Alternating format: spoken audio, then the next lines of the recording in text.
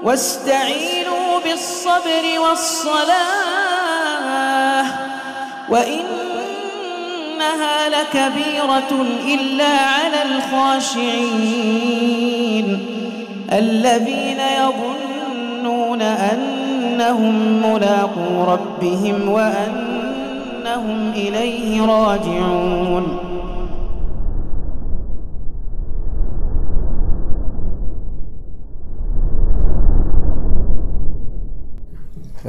Bismillahirrahmanirrahim. Assalamualaikum warahmatullahi wabarakatuh. Innal hamdalillah nahmaduhu wa nasta'inuhu wa nastaghfiruh wa na'udzu billahi min shururi anfusina wa min sayyiati a'malina may yahdihillahu fala mudilla lahu wa may yudlil fala hadiya lahu. Asyhadu an la ilaha illallah wahdahu la syarika lahu wa asyhadu anna Muhammadan 'abduhu wa rasuluhu la nabiyya ba'dahu. Qala Allah Ta'ala ya ayyuhalladzina amanu taqullaha haqqa tuqatih wa la tamutunna illa wa antum muslimun. Ya ayyuhan nasu taqu rabbakum alladzi khalaqakum min nafsin wahidah wa khalaqa minha zawjaha wa batha minhuma rijalan katsiran wa nisaa'a wattaqullaha alladzi tasaaluna bihi wal arham innallaha kana 'alaikum raqiba. Ya ayyuhalladzina amanu taqullaha wa qulu qawlan sadida يصلح لكم أعمالكم ويغفر لكم ذنوبكم ومن يطع الله ورسوله فقد فاز فوزا عظيما. فإن أصدق الحديث كتاب الله وخير الهدي هدي محمد صلى الله عليه وسلم وشر الأمور محدثاتها وكل محدثة بدعة وكل بدعة ضلالة وكل ضلالة في النار. أما بعد, kita lanjutkan biidznillah ta'ala kajian kitab terjemahan dari Khudh Aqidatak, yaitu ambillah akidahmu dari Al-Quran dan As-Sunnah yang sahih dengan pemahaman para sahabat Nabi radhiyallahu anhum. Kita di pertanyaan ke-17 19.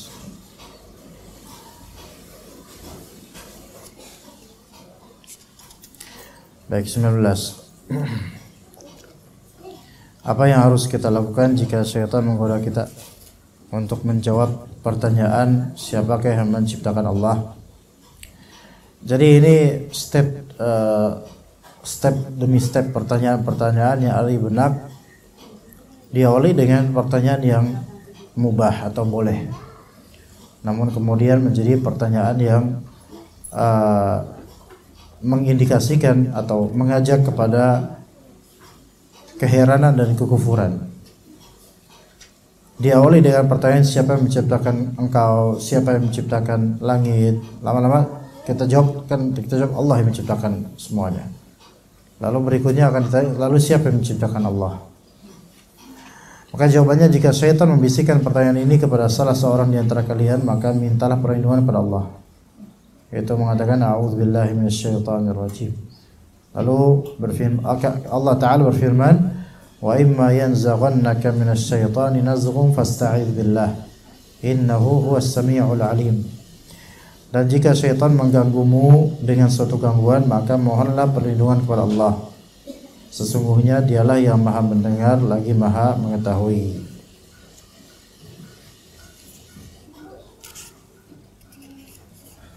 Dan Rasulullah SAW mengajarkan kita untuk melawan tipuan syaitan dalam konteks ini, yaitu ketika ada pertanyaan-pertanyaan kekufuran, yaitu kita katakan amantu billahi wa rusulih Allahu ahad Allahus samad lam yalid wa lam yulad wa lam yakul lahu kufuwan ahad.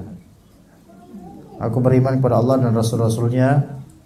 Allah adalah Maha Esa, Allah adalah Zat yang kepadanya kita bergantung. Saya kadang-kadang kurang sepakat ya dengan terjemahan Allah adalah tempat bergantung. Allah adalah tempat kita mencurahkan keluh kesah. Lafal tempat di ini sepertinya tidak tepat ya, karena Allah Subhanahu wa taala bukan tempat ya, melainkan kita katakan kalau Allahus Samad, Allah adalah zat yang kepadanya kita bergantung. Itu lebih tepat, walaupun agak panjang. Ibrahnya sekarang ini bukan di masalah panjangnya terjemahan atau ringkasnya terjemahan. Ibrahnya adalah benar atau tidaknya. Maka kalau dikatakan Allah ada tempat kita berlindung, lah tempat kita berlindung apakah itu Allah? Coba kalau misalnya kita jawab, kalau apa arti dari Allah misalnya a'udzubillah atau ma'adzallah, kemudian dijawab Allah adalah tempat kita berlindung. Apakah Allah itu Tuhan atau tempat? Bukan tempat. Maka katakanlah maknanya kepada Allah lah kita berlindung, atau Allah adalah zat yang kita kepadanya berlindung gitu. Memang agak panjang tapi itu makna yang sahih. Makna yang sahih. Ya, maka jangan katakan Allah adalah tempat atau kalimat-kalimat semisal. Ya.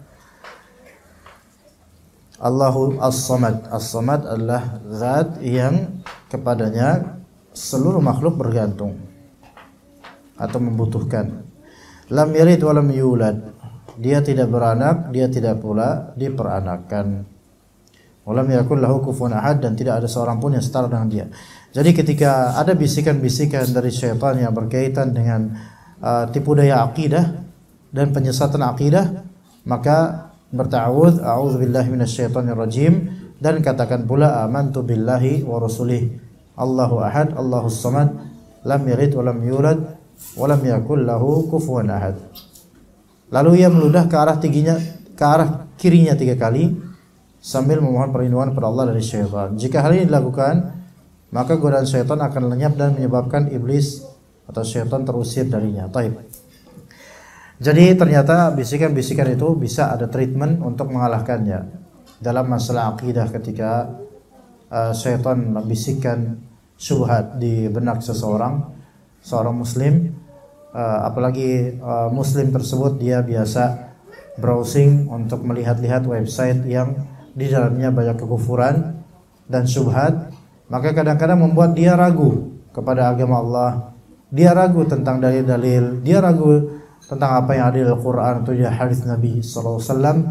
Maka hendaklah dia berta'awudz kepada Allah Azza wa Jalla jika terbit pertanyaan-pertanyaan gugatan terhadap Islam atau mempertanyakan syariat Allah.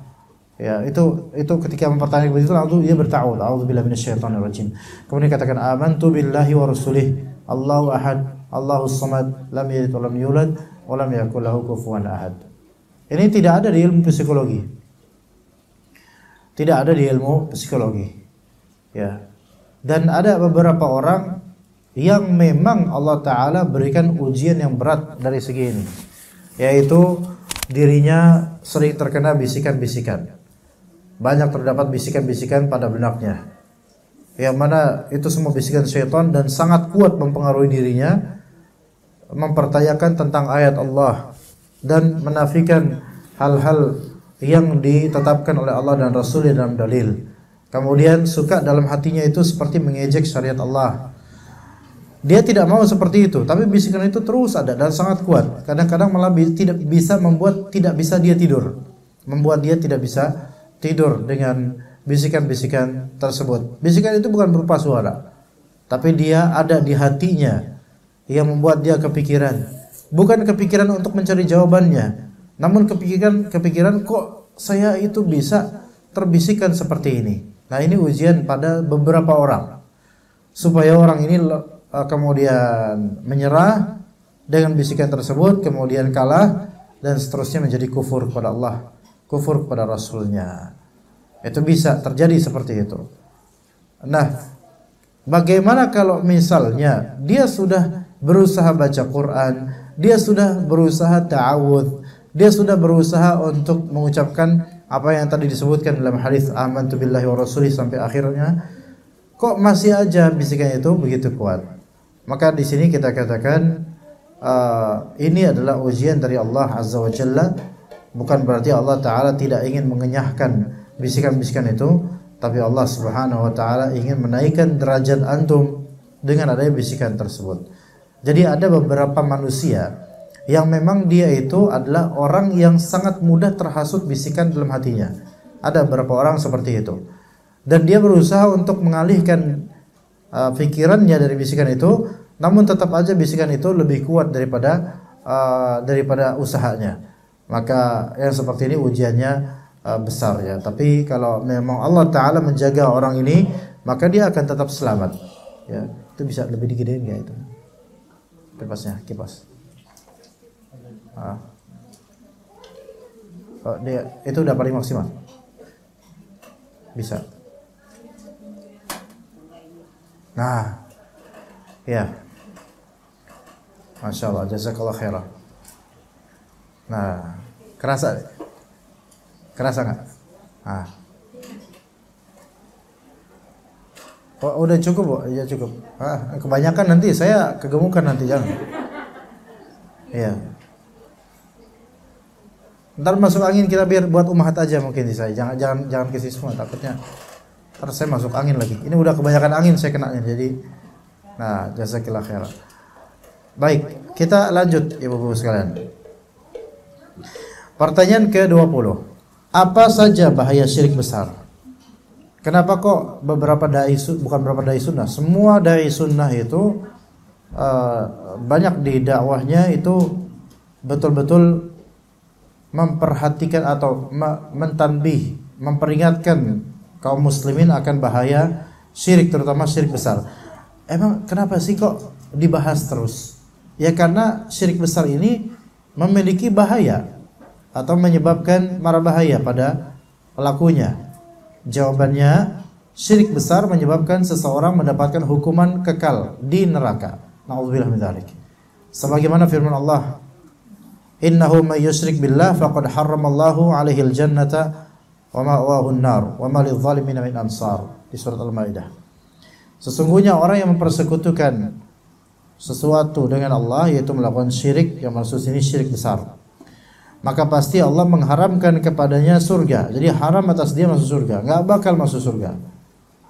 Ya. Wa ma'wahun nar, dan tempatnya ialah neraka.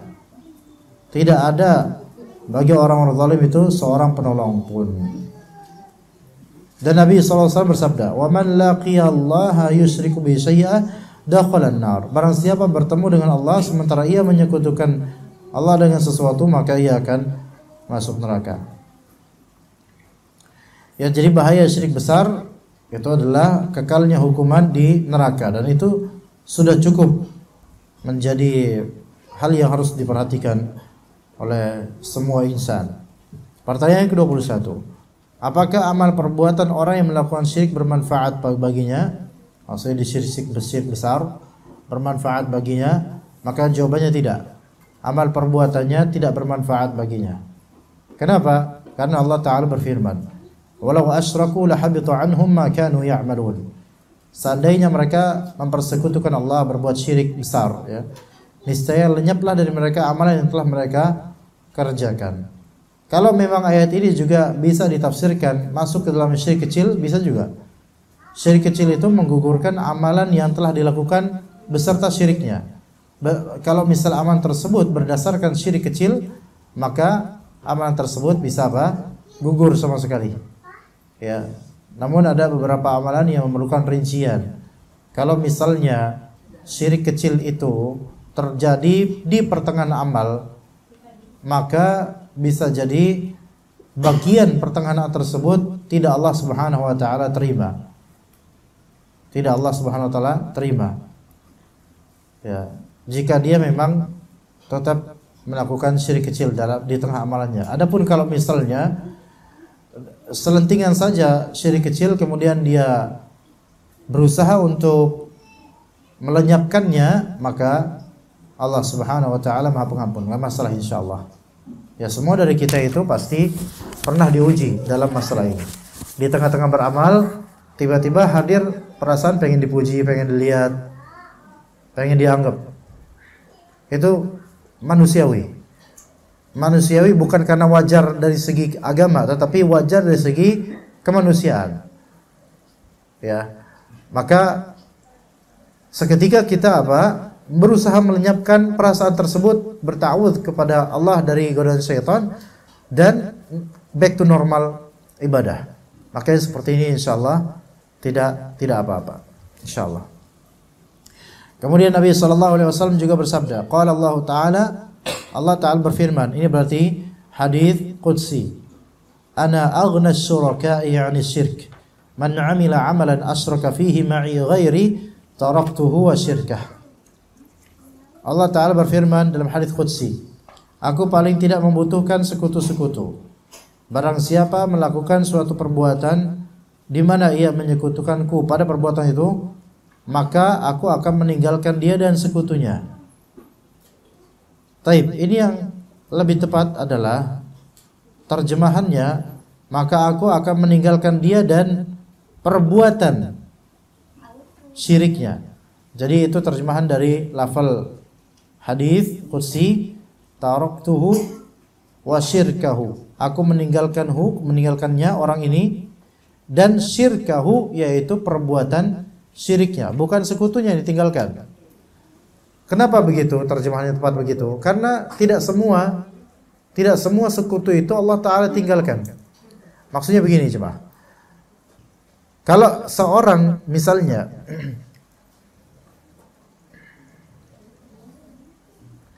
seorang menyembah berhala, orang ini musyrik, kemudian dia perbuatannya perbuatan syirik, dan berhala ini adalah yang disembah, yang disebut juga sekutu. Jadi ada orang yang bersekutu, yaitu musyrik ini, kemudian ada perbuatan bersekutu, perbuatan syirik, dan ada sekutu, yaitu sekutu selain Allah, yaitu berhala. Baik. Yang Allah Subhanahu wa ta'ala tinggalkan adalah apanya? Orang ini dan perbuatannya. Ya, berhalanya ditinggalkan dia. Mungkin ditinggalkan karena manfaat berhala tersebut. Dan bahkan sebagian ulama menyatakan bahwasanya bahan bakar neraka itu apa? An-nas wal hijarah, yaitu orang manusia dan juga hijarah, bebatuan. Para ulama berbeda pendapat mengenai kaum manusia ini maksudnya menjadi bahan bakar, manusia jadi bahan bakar, yaitu musyrikun, orang musyrik ini yang Allah tinggalkan. Nah, hijarah di sini para ulama berbeda pendapat. Ada yang mengatakan hijarah di sini adalah batu belerang yang memiliki panas. Ada juga yang menyatakan dari ulama hijarah di sini artinya batu yang dipahat menjadi patung. Itu akan menjadi bahan bakar api neraka. Itu di antara pendapat ulama.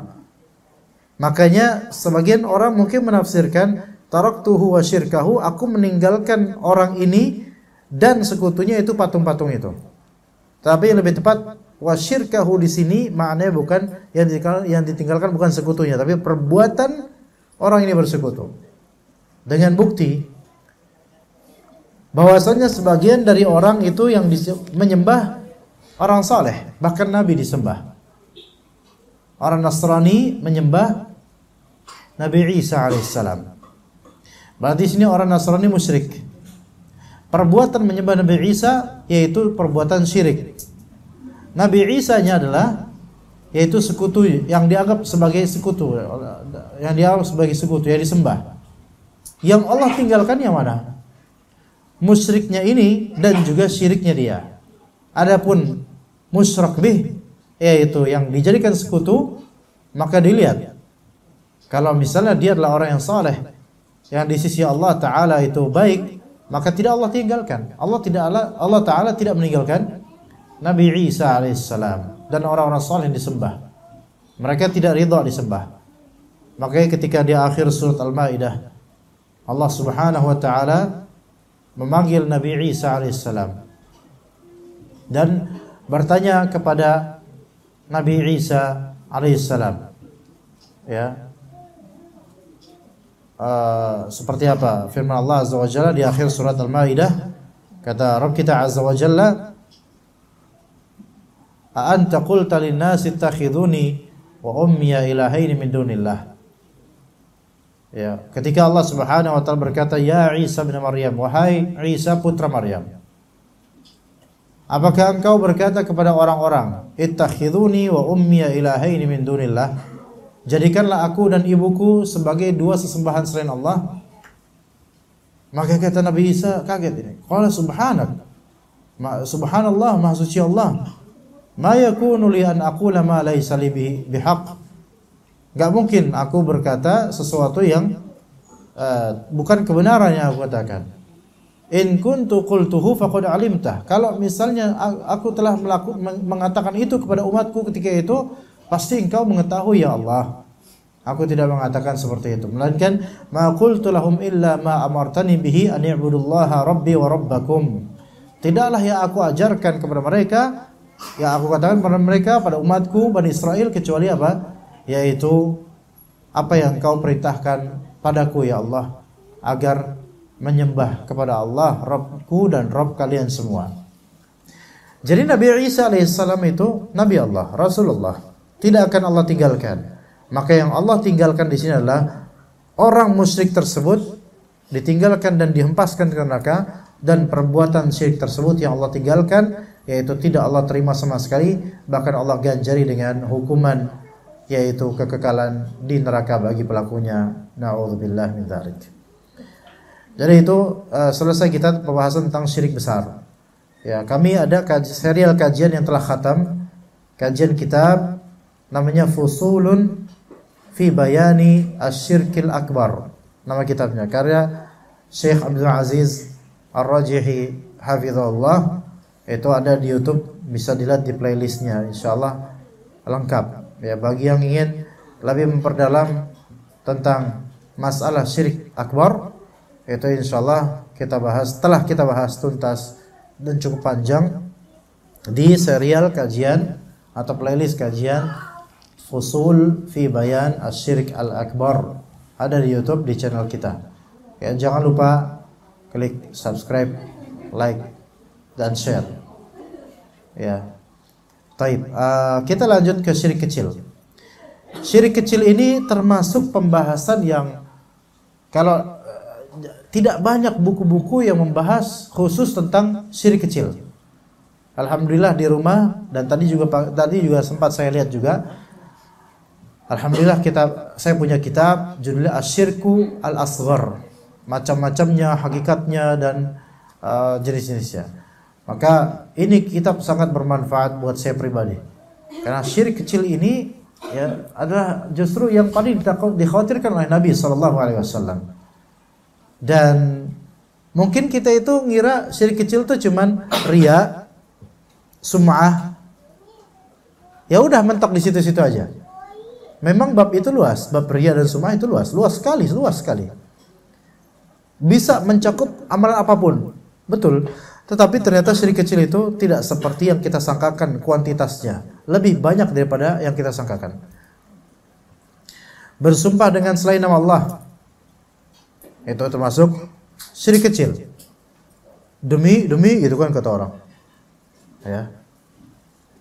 Supaya meyakinkan demi Allah, demi Rasulullah. Lah ini syirik. Bagi orang biasa aja gitu. Ya. Kemudian juga tatayur. Ya, pernah kita sebutkan tentang tatayur ya.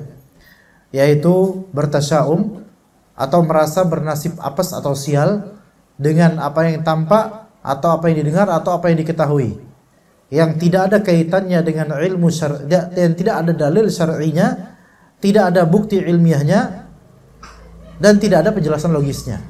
Itu tatayur. Ya. Kemudian termasuk juga syirik kecil beramal dengan amalan akhirat untuk mencari dunia. Dan ini rinciannya panjang. Ya. Ini termasuk syirik kecil juga. Iya. Dan ini bahaya loh. Enggak disangka-sangka oleh banyak orang. Sekarang kalau misalnya saya penceramah, jangan, gak enak disebut penceramah, gak enak. Disebut apa ya saya enaknya?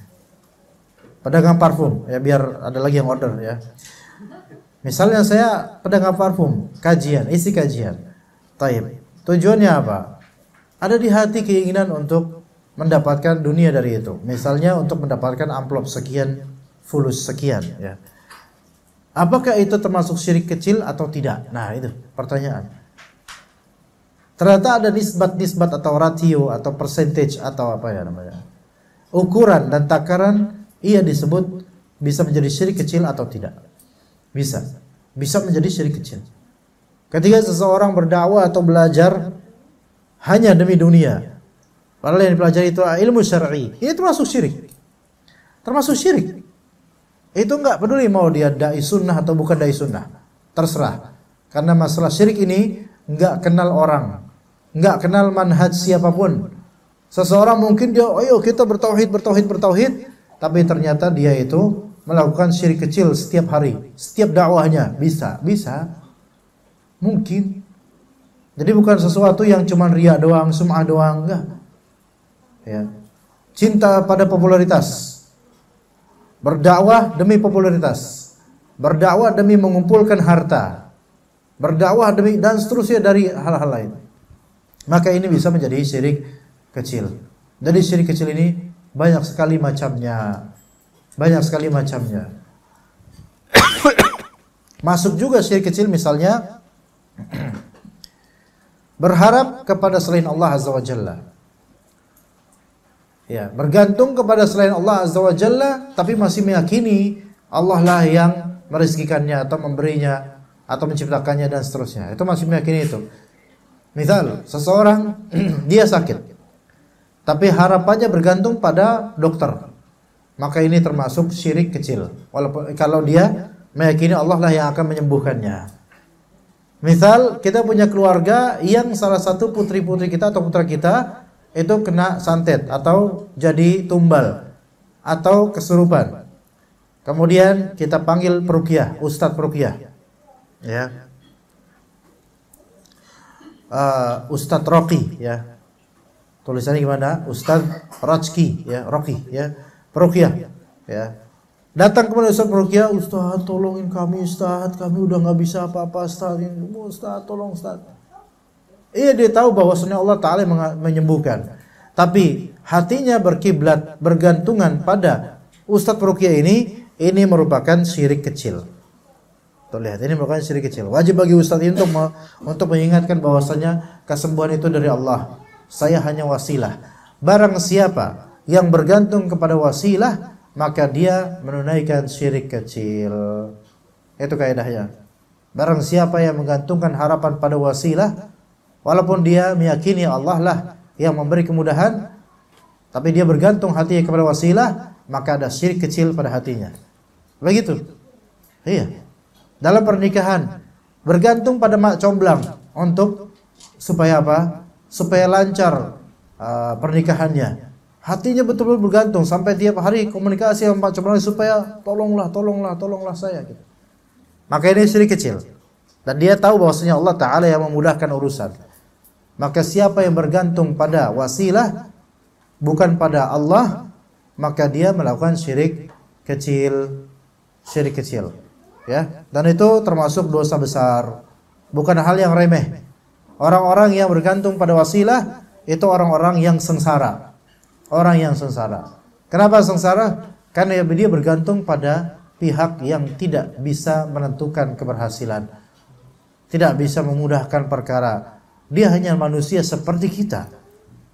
Dan boleh jadi suatu saat wasilah ini akan hilang, karena mungkin saking kesalnya kok kita bergantung padanya.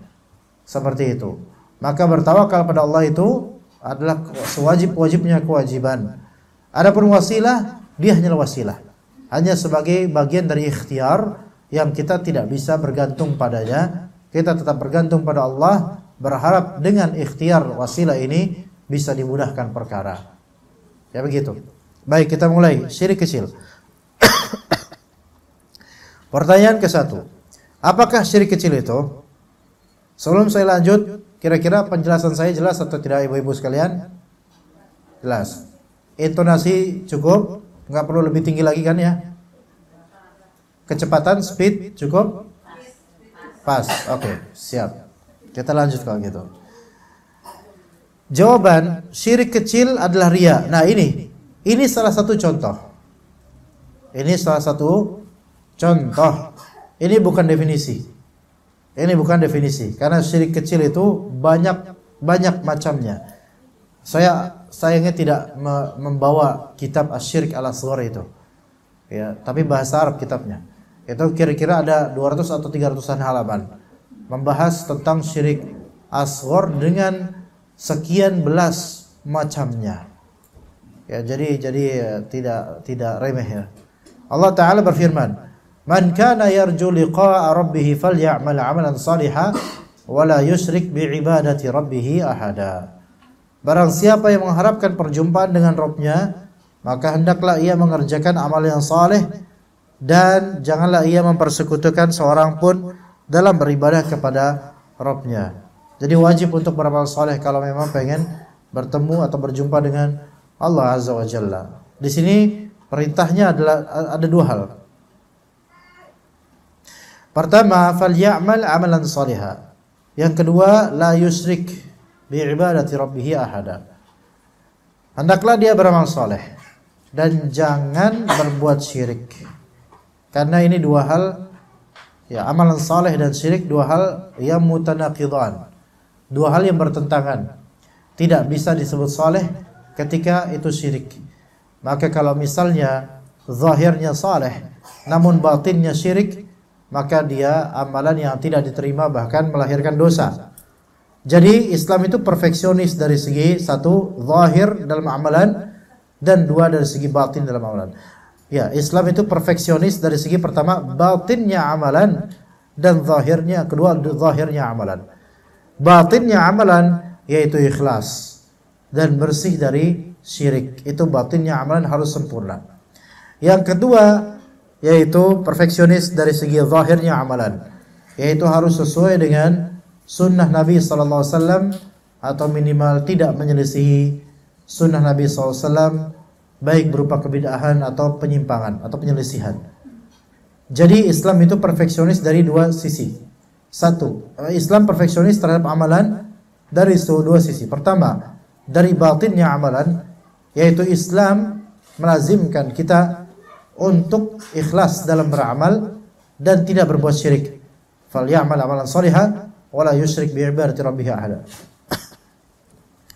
Yang kedua yaitu zahirnya amalan. Perfeksionis dari segi zahirnya amalan, yaitu harus sesuai dengan sunnah Nabi SAW atau minimal tidak menyelisihi sunnah Nabi SAW, sehingga tidak berbuat bid'ah. Dan ini adalah domain atau spirit yang ditawarkan di ayat Al-Kahfi 10 ini. Bukan 10, emang ini 10. Kok 10? 110, ayat terakhir ini. Iya. Faman kana yarju liqa'a rabbih, siapa yang pengen bertemu Allah, maka lakukanlah tuntutan perfeksionis ini, yaitu falyamal amalan shalihan. Ini adalah perfect dari segi zahir amalan. Perfect dari segi zahir amalan. Amalan shalihan, yaitu amalan shalih adalah amalan yang sesuai dengan petunjuk Nabi SAW. Wala yusyrik bi'ibadati rabbih ahada. Ini perfeksionis dari segi batinnya amalan. Dari segi batinnya amalan yaitu harus ikhlas dan tidak berbuat syirik dalam beramal. Dan Nabi SAW bersabda, "Inna akhwafu ma akhafu alaikum, inna akhwafa ma akhafu alaikum asyirkul asghar." Sesungguhnya hal yang paling aku takutkan terjadi pada kalian adalah syirik kecil, yaitu riya. Ya, dalam hadis lain asyirkul khafi.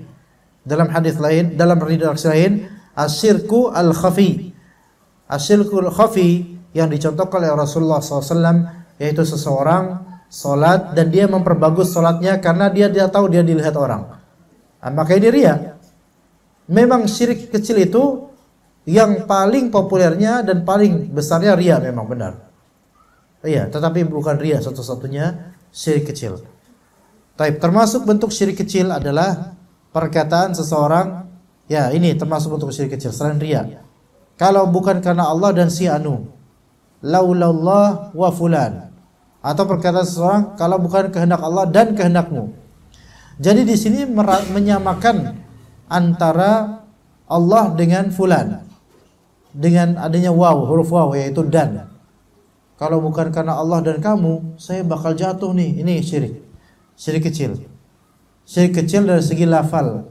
Lafal yang zahirnya mengindikasikan penyamaan antara Allah dengan makhluknya, maka ini syirik kecil. Walaupun orang itu tidak bermaksud untuk mendiskreditkan Allah Azza wa Jalla dan tidak bermaksud untuk mengagungkan fulan dengan pengagungan berlebihan, enggak bermaksud untuk itu. Tapi dari segi lafal ini termasuk lafal syirik kecil. Ya. Kemudian Nabi SAW bersabda, la taqulu ma sya'allah wa sya'a fulan, walakin qulu ma sya'allah thumma sya'a fulan. Jangan kalian katakan sebagaimana kehendak Allah dan sebagaimana dikehendaki si anu.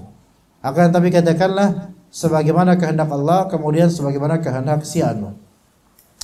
Kalimat-kalimat seperti ini memang orang mungkin tidak mengira bahwa ini masuk syirik, dan orang juga tidak bermaksud untuk merendahkan Allah, menyamakan Allah dengan makhluk, tidak bermaksud itu, tapi zahiri lafal menunjukkan hal itu. Maka dilarang kalimat-kalimat seperti ini. Ya.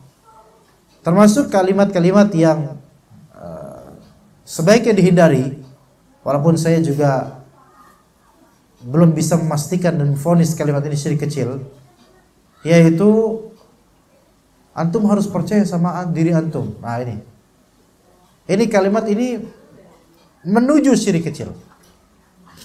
Dari segi apa? Dari segi antum itu percaya sama diri antum, bukan pada Allah Azza wa Jalla. Ini bukan bermaksud bahwa kita harus kufur pada Allah, bukan. Tetapi mengajak seseorang itu supaya bergantung pada dirinya, bukan pada Allah Azza wa Jalla. Maka sebaiknya hindari, ya.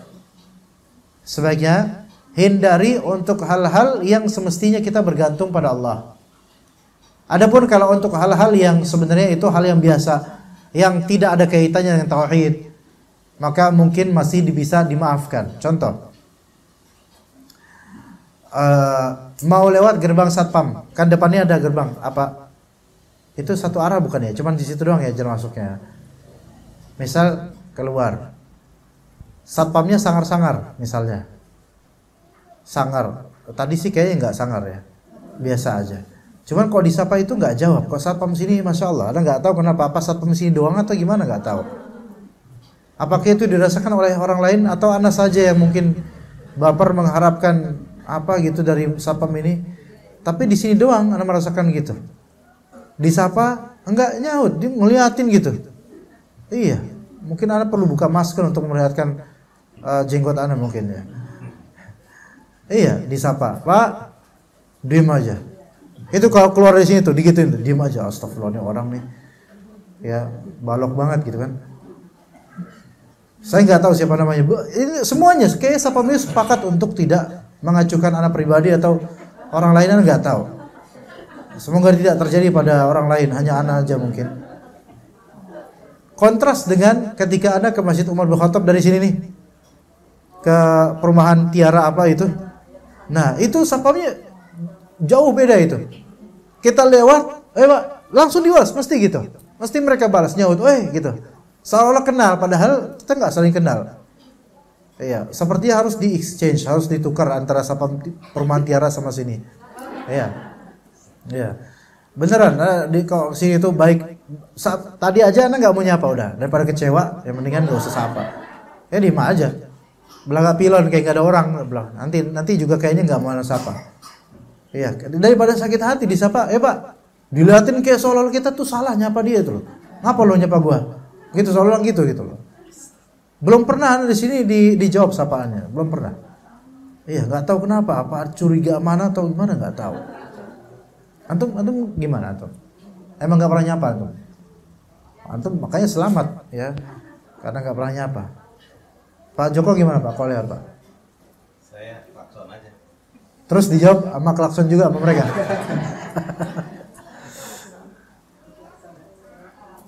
Iya. Kenapa kita nyambung ke satpam ya coba? Oke, misal satpamnya sangar-sangar, ya. Kemudian nggak sungkan lewat sungkan gitu loh. Terus antum bilang ke teman antum, udahlah lewat aja, pede aja lagi, pede aja. Pede kan percaya diri. Apakah ini membutuhkan tauhid? Enggak, ini lewat aja. Maka kalau kalimat pede aja lagi itu enggak masalah insyaallah kalau dimaksudkan dengannya untuk hal-hal kecil yang tidak ada kaitannya dengan tauhid. Pede aja lagi gitu. Begitu. Ya. Tapi kalau ada kaitannya dengan tawakal, maka jangan, hindari kalimat pede atau semisalnya. Ya begitu ya jemaah sekalian. Jika ada pertanyaan dipersilahkan. Mungkin materi kita sampai sini aja, udah jam 5. Jika ibu-ibu atau bapak-bapak ada pertanyaan dipersilahkan, tafadhal. Ada atau tidak, Bu? Enggak ada. Oh ya. Banyak. Jangan banyak-banyak. Oh iya, masya Allah ya. Operator, masya Allah. Assalamualaikum Ustaz. Waalaikumsalam. Apakah termasuk darurat wanita yang safar haji atau umrah bila tidak dengan mahramnya, bila keadaannya suami baru saja meninggal padahal mendaftarkan bersama-sama untuk melaksanakan ibadah haji itu? Padahal apa tadi? Padahal sudah mendaftarkan bersama-sama. Jadi oh ya, qadarullah wafat mahramnya. Ya, jadi pertanyaannya bagaimana safarnya perempuan yang untuk berhaji atau umrah, terutama haji ya, dia udah daftar, qadarullah wafat mahramnya. Di sini umumnya ulama tetap melarang hal seperti ini untuk haji. Karena apa? Karena ketika tidak ada mahram, maka dia tidak memiliki kewajiban untuk haji sebenarnya begitu. Kewajiban dalam konteks kekinian dia tidak wajib. Jadi perempuan ini tidak wajib haji. Hanya saja kan di sini masalahnya adalah masalah sudah terlanjur masuk birokrasi, sudah terlanjur nabung atau apa ya. Jadi uang itu sudah masuk dan nggak bisa ditarik lagi. Betul nggak? Bisa. Ya udah tarik lagi, alhamdulillah. Coba kalau tadi bilang nggak bisa, mungkin jawaban saya beda. Hah? Bisa? Ya udahlah, tarik aja. Saya nggak jadi Bu, Pak, gitu saya nggak jadi. Dibatalkan, karena tidak ada mahram. Taib, cuman kalau misalnya ternyata kalau dia tetap bersikukuh untuk pergi karena mempertimbangkan ini kesempatan satu-satunya, karena kalau nanti daftar ulang lagi, tunggu mati dong, nanti nggak jadi haji. Misalnya dia tetap bersikukuh, maka hajinya tetap sah, namun dia berdosa dengan tidak ada yang mahram. Larangan dari Nabi SAW itu tidak ada ancaman seperti ancaman dosa besar. Maka wallahu alam, mudah-mudahan tidak termasuk dosa besar, tetapi juga tidak bisa diremehkan hal ini ya. Jangan karena kita katakan tidak termasuk dosa besar kemudian gampang nih, asik, besok pergilah, nggak usah pakai mahram. Ya enggak. Ya. Ala kulli hal, permasalahan seperti ini juga memang ada ulama yang mengatakan ketika dia memang kepepet. Saya lupa siapa yang mengatakan seperti ini. Kalau memang sudah terjepit, ya mau nggak mau dia harus pergi dan nggak ada mahram melainkan rombongan yang banyak, maka ada yang membolehkan karena qadarullah nasibnya seperti itu gitu. Tetapi ya kita kalau menjawab seperti itu dengan jawaban barusan, maka semua perempuan nanti akan menganggap dirinya beruzur. Ya begitu. Jadi wallahu alam, kita katakan sebagaimana basicnya tetap berdosa kalau tanpa mahram, namun haji atau umrahnya tetap sah. Tetap sah. Wallahu alam. Nah, Ustaz. Pertanyaan selanjutnya, Assalamualaikum Ustaz. Waalaikumsalam warahmatullahi wabarakatuh. Bagaimana amalan tawakal yang benar untuk mendapatkan keutamaan yang termasuk surga tanpa hisab? Taib, dalam hadis tentang masuk surga tanpa hisab, di antara kriterianya yang keempat yaitu setelah la yastarqun, tidak minta diruqyah, tidak berobat dengan kai, tidak bertatayyur, dan yang keempat wa ala rabbihim yatawakkalun, kepada Rabb mereka bertawakal. Bagaimana bentuk tawakal, format tawakal yang membuat seseorang masuk surga tanpa hisab? Ya kembali kepada keaslian dan kemurnian tawakal itu sendiri. Tawakal itu definisinya adalah sidqul i'timadi 'ala Allah fi jalbi manfa'atin aw daf'i madarratin bil akhdhi bil asbabi al ma'dzunah. Yaitu tawakal adalah sidqul i'timad. Dia harus jujur, benar mengandalkan Allah Azza wa Jalla. Harus jujur, memang dia mengandalkan Allah dengan jujur, bukan cuma ngomong doang. Saya tawakal sama Allah, tapi hatinya itu masih bergantung pada wasilah. Dia harus jujur, bergantung pada Allah Azza wa Jalla dalam perkara meraih manfaat atau menghilangkan atau mencegah mudarat. Tapi juga ada rukun berikutnya, yaitu dengan ikhtiar, dengan usaha. Maka tawakal yang benar yang dapat menjadikan seseorang masuk surga tanpa hisab adalah pertama, dia jujur dalam menyandarkan urusan kepada Allah. Itu satu. Artinya dia tidak bergantung pada wasilah. Dia tidak bergantung pada makhluk.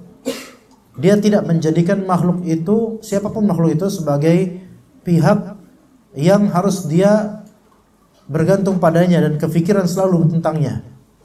Melainkan dia selalu mencari wasilah, yaitu mendekatkan diri kepada Allah untuk menunaikan hajatnya. Bukan selalu mendekatkan diri kepada makhluk untuk mendapatkan hajatnya, bukan. Tapi ke Allah, lebih ke Allah. Namun dengan itu dia wajib untuk al-akhdh bil asbab al-syar'iyyah atau al-ma'dzunah.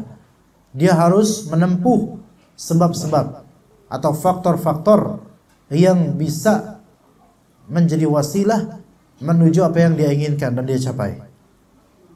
Jadi tawakal ada dua rukun. Rukun pertama yaitu sidqul i'timad. Rukun kedua al-akhdhu bil asbab. Yang pertama yaitu benarnya ketergantungan dia pada Allah. Itu satu. Benarnya penyandaran perkara pada Allah. Itu satu. Rukun pertama. Rukun kedua ikhtiar, usaha sesuai dengan yang diizinkan oleh syariat.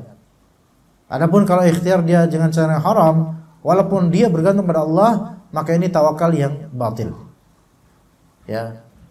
Seperti seseorang dia yakin Allah merezekikannya, dia minta sama Allah, bergantung pada Allah, tapi kemudian dia kerja di perusahaan ribawi atau perusahaan haram. Maka ini tawakal yang tidak benar. Karena rukun keduanya salah, yaitu faktor yang dia tempuh bukan faktor yang diizinkan syariat. Ada juga orang yang menempuh faktor yang diizinkan syariat sesuai dengan koridor syariat, tetapi hatinya bergantung pada selain Allah, bergantung pada dokter, bergantung pada mak comblang, bergantung pada wasilah, bergantung pada pihak-pihak yang bisa melancarkan, yaitu manusia-manusia yang bisa melancarkan keinginannya. Maka bergantung pada itu semua, itu syirik asghar. Walaupun dia yakin bahwasanya Allah lah yang melancarkan semuanya. Maka ini tidak termasuk tawakal yang benar. Begitu. Dan bukan termasuk tawakal yang benar adalah seseorang itu mengandalkan dirinya. Ini juga termasuk nomor pertama dilanggar, yaitu dia bergantung pada makhluk, bergantung pada dirinya. Maka siapapun yang kepedean dengan dirinya dan dia lupa akan Allah, walaupun dia menempuh sebab, walaupun dia berjuang benar-benar, maka dia tidak bertawakal kepada Allah. Jadi begitu rukunnya ya, dua hal tersebut. Ayo, fadhal.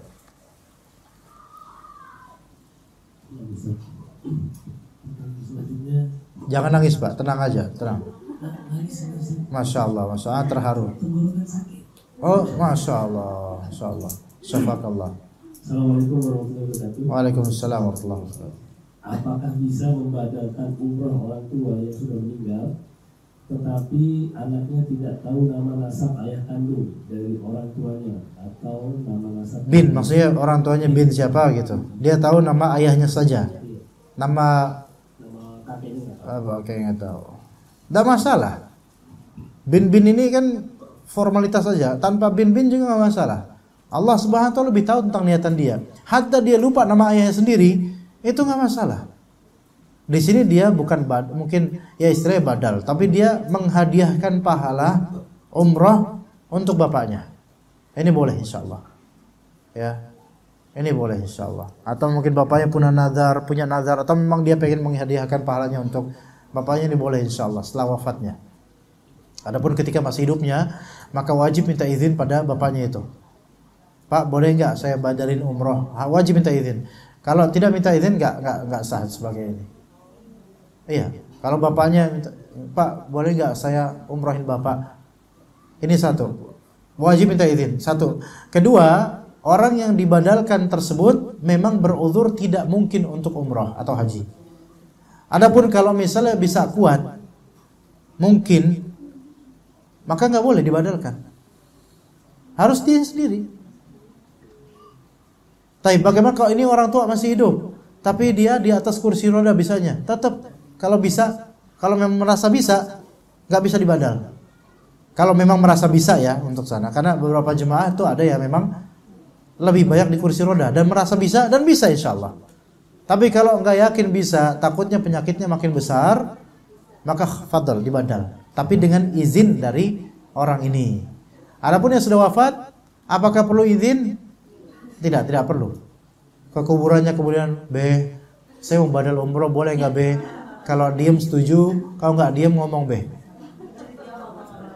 Dijawab sama ya. Boleh nak. Aduh, dijawab nih. Ya, jadi tidak wajib minta izin. Tidak wajib minta. Apakah wajib juga minta izin? Apakah harus minta izin sama ahli warisnya? Enggak juga. Karena enggak ada kaitan dengan hak warisan. Baik, ya, type itu. Fadhol. Pak Joko kayaknya ada yang mau ditanyain Pak Joko. Kalau Anda baca kayaknya ada yang bergaung di pikiran Pak Joko. Mungkin kalau ditanya Fadhol. Oh ya, ya, Fadhol.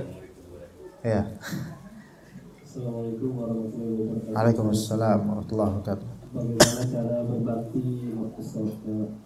cara berbakti menantu kepada mertua yang sudah meninggal? Apakah jika bersedekah mengatasnamakan beliau diperbolehkan? Jazakallahu khairan. Baik, berbakti kepada mertua. Jadi mantunya pengen bakti sama mertua, masya Allah ya. Ingat, bakti kepada mertua tidak sama pahalanya dengan bakti kepada kedua orang tua kandung. Tetap beda. Tapi tetap berbakti kepada mertua itu suatu kemuliaan, masya Allah. Ya, dan itu suatu hal yang sangat baik. Ini udah wafat, orang mertua yang menceritanya udah belum? Udah wafat belum ceritanya? Sudah. Oh. Berbakti kepada orang yang sudah wafat. Pertama dengan cara mendoakan ampunan dan rahmat untuknya, itu pertama. Dan itu yang paling mudah. Ya, baik di keadaan kita setelah sholat atau ketika sholat atau mungkin ketika kita menziarahi kuburnya kita doakan boleh. Itu satu, mendoakan rahmat dan ampunan buat beliau rahimahullah misalnya. Termasuk juga ketika kita menyebut nama beliau kemudian kita cantumkan setelahnya rahimahullah, itu termasuk bakti sebenarnya. Karena mendoakan rahmat buat dia. Itu yang pertama. Yang kedua, bisa dengan cara kita melakukan suatu amalan seperti sedekah dan menghadiahkan pahala amalan tersebut kepada sang mayit. Itu juga bisa. Itu enggak hanya khusus untuk kedua orang tua kandung, tapi bisa ke siapapun yang antum mau. Itu boleh.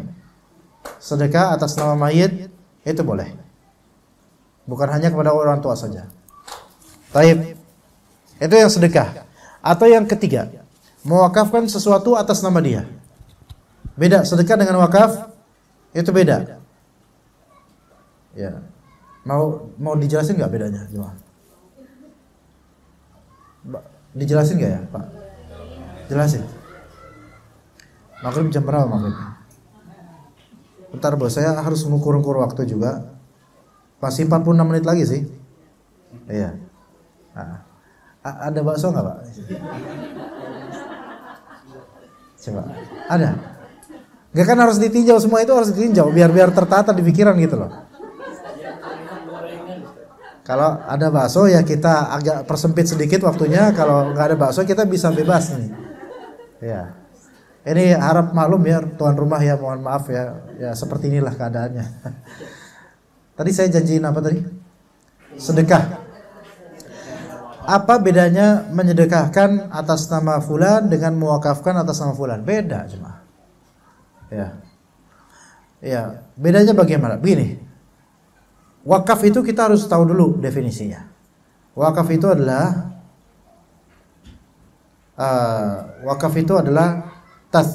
tathbitul asl wa tasbilul manfaah. Ya. Bukan. Tahbisul asli wa tasbilul manfaah. Wakaf itu adalah menetapkan pokok ya, dan mengembangkan manfaatnya. Itu namanya wakaf. Jadi pokok ya, dasarnya, asalnya itu lillahi ta'ala, ada, ditetapkan, kekal, namun manfaatnya bisa terus ada gitu loh. Itu namanya wakaf. Gimana, paham gak? Berangkat dari ini, tidak bisa termasuk wakaf sesuatu yang akan habis dengan spending gitu loh.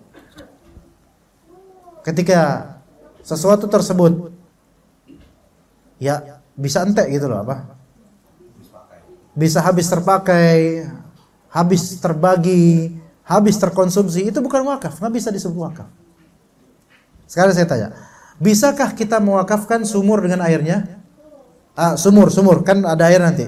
Wakaf sumur bisa nggak?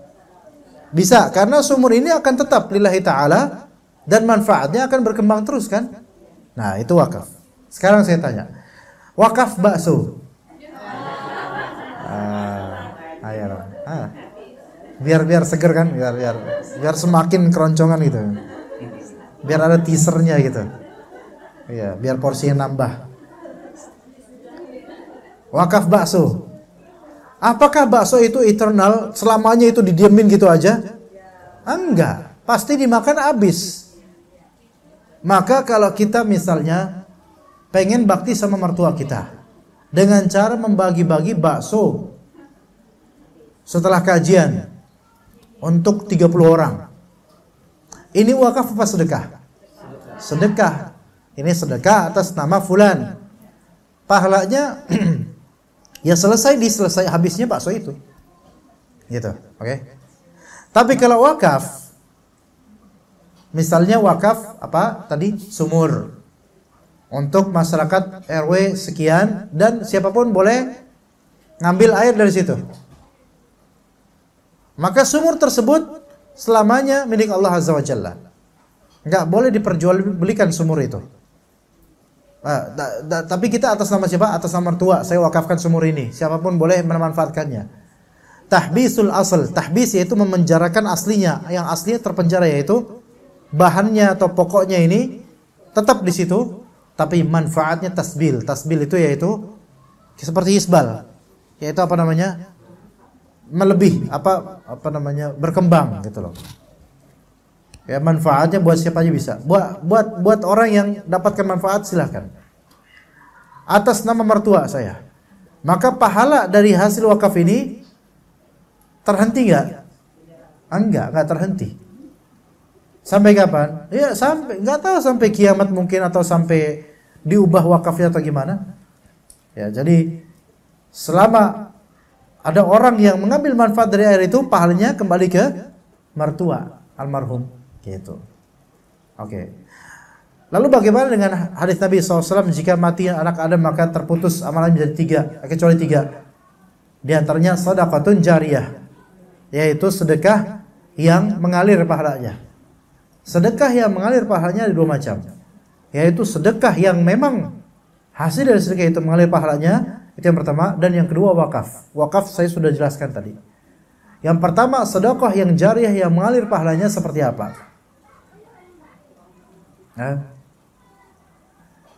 Seperti kita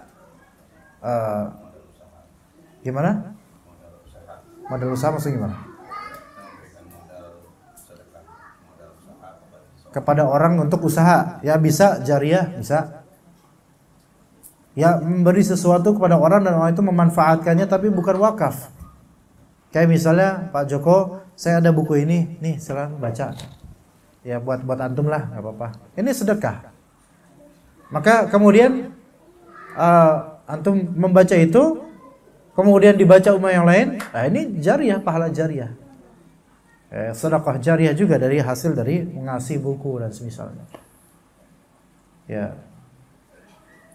Bagaimana dengan masukkan ke kotak infak masjid, apakah itu sedekah jariah? Itu termasuk sedekah jariah.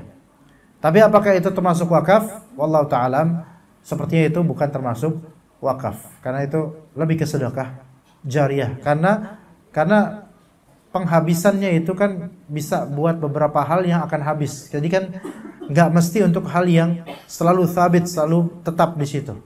Niatan orang juga niatannya sedekah kan, bukan wakaf. Maka itu termasuk sedekah jariah. Makanya ditulis di situ amal jariah gitu. Jariah itu mengalir. Ya begitu. Wallahu a'lam. Silakan. Oh sebentar, tadi berarti untuk bakti sama mertua tadi udah ya? Mendoakan rahmat, ampunan dan sedekah atas namanya dan wakaf atas namanya. Yang keempat saya tambahin sekali lagi, kalau misalnya mau berkurban di Idul Adha atas nama orang tua, ya, atas nama siapa tadi? Mertua, apakah ini harus izin sama ahli waris atau tidak? Gitu.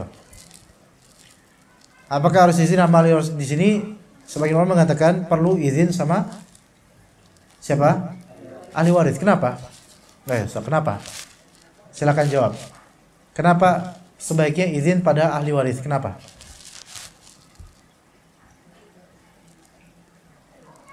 Jadi ini kita nyembelih apa? Kambing. Satu.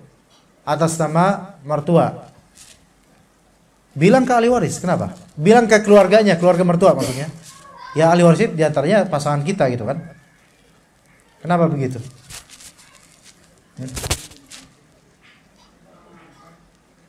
Karena kan atau berarti kan ini kan kambing ibaratnya milik siapa sekarang? Mayit kan? Dan binatang kurban pihak yang menyembelih yang memiliki kurban, sahibul kurban itu kan lebih berhak. Paham nggak di sini jemaah?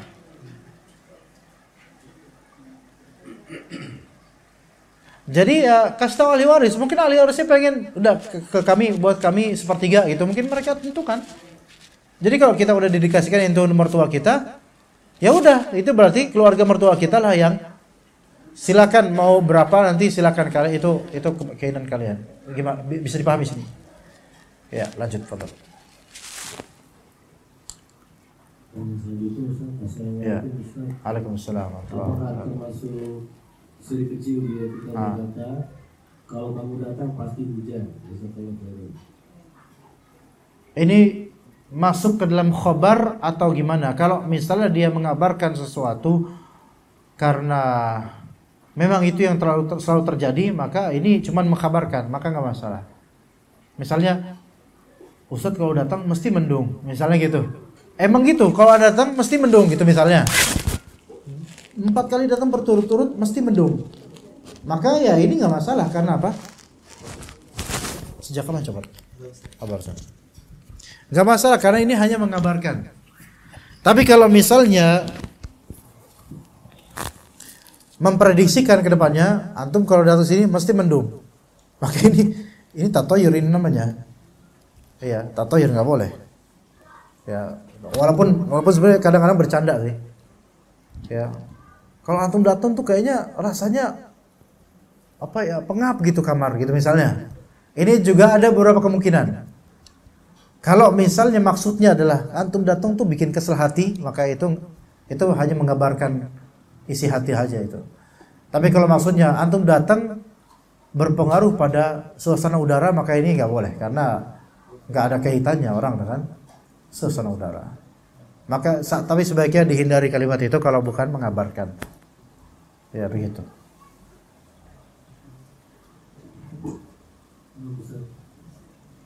Assalamualaikum Ustaz. Waalaikumsalam. Ibu saya berniat pergi umroh bersama adik dan keponakan perempuannya. Adik di sini perempuan atau laki-laki? Nah, tidak disebutkan di sini. Tabayun dong. Coba.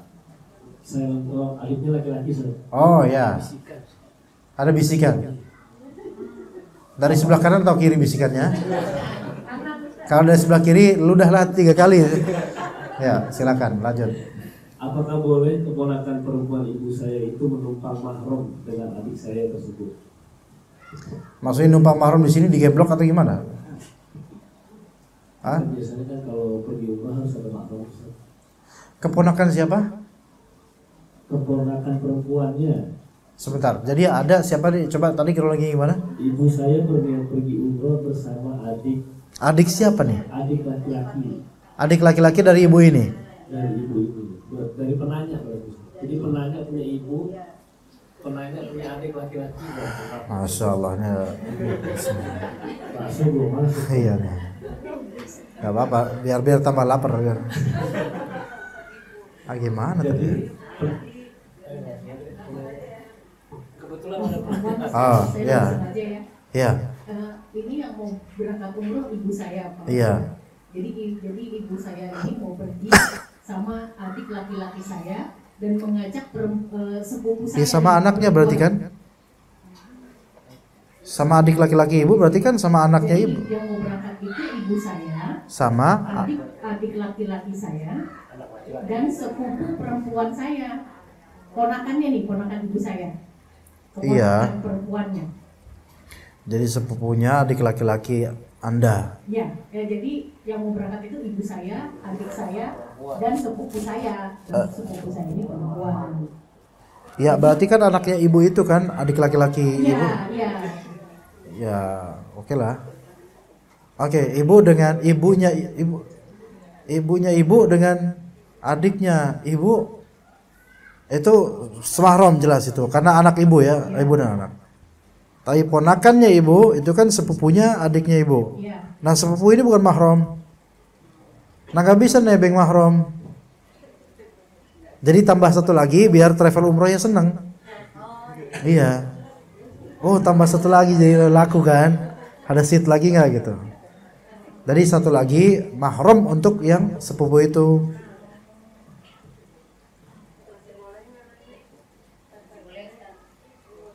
Ya terserah ibu-ibu mau nanya nggak apa-apa, tapi gimana nasi baksonya gimana ini nanti? Ya, silakan aja ibu. Belum panas. Ya. Assalamualaikum warahmatullahi wabarakatuh. Waalaikumsalam warahmatullahi. Ini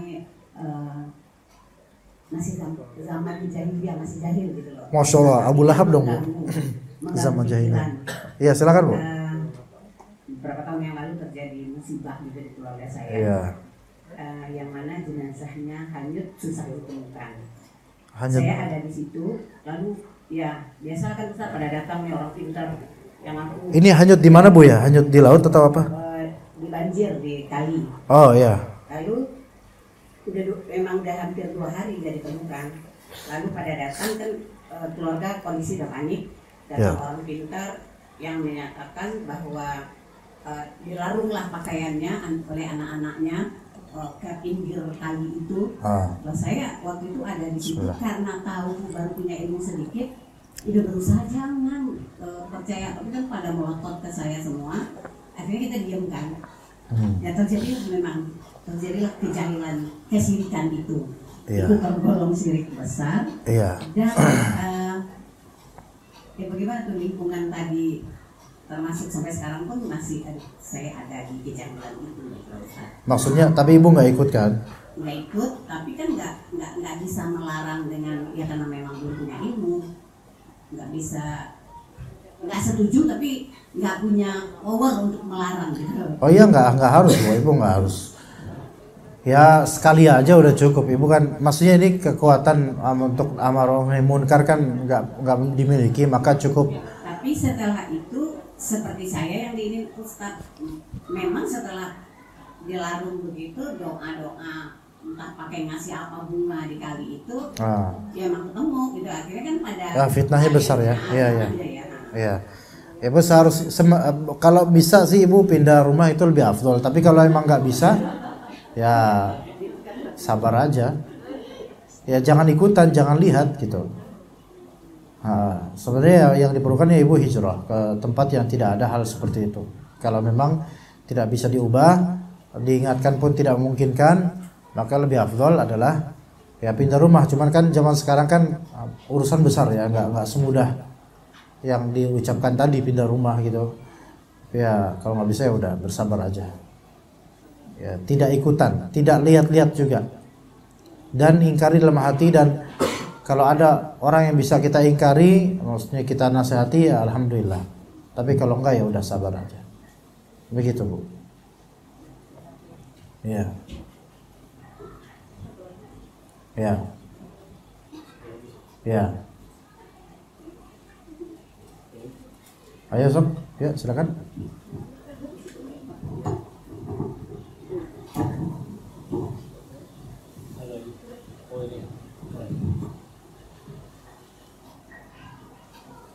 Pertanyaan insya Allah terakhir Ustaz. Silakan. Assalamualaikum Pak Ustaz. Waalaikumsalam. Teman saya difitnah dengan keji oleh istrinya. Masya Allah, kesian banget itu dia. Ya Allah, ya Allah. Ketika kami menanyakan masalah itu, Teman saya difitnah keji oleh istri, berarti temannya ini laki-laki. temannya laki-laki Oke. difitnah keji oleh istrinya. Ketika kami menanyakan masalah itu, dia bersumpah bahwa fitnah tersebut tidak benar. Dengan cara bersumpah menyebutkan demi Allah, demi Rasulullah, demi orang tuanya yang sudah ada. Ya. Nah ini bagaimana hukum sumpah seperti itu? Ya ini termasuk kesyirikan karena demi selain Allah Azza wa Jalla ini syirik. Cuman ya dia sah sebagai sumpah demi Allahnya untuk mengingkari fitnah tersebut sah. Karena ada demi Allahnya, tapi sisanya demi Rasulullah, demi orang tua itu batil dan itu termasuk halif atau qasam selain dengan nama Allah Azza wa Jalla, dan itu syirik kecil. Ya begitu. Ya orang-orang banyak melakukan itu karena keawaman, tidak tahu. Jadi mudah-mudahan Allah Taala maafkan, tapi tetap sah itu sebagai persaksian atau sumpah buat dia. Begitu. Ya. Taib. Mungkin cukup sampai situ. Taib, cukup sampai situ. Terima kasih Ibu sekalian dan Bapak atas kehadirannya. Jazakumullah khairan jaza. Wa sallallahu ala nabiyyina Muhammad wa ala alihi wa sahbihi ajma'in. Subhanakallahumma wa bihamdika asyhadu an la ilaha illa anta astaghfiruka wa atubu ilaik. Wassalamualaikum warahmatullahi wabarakatuh.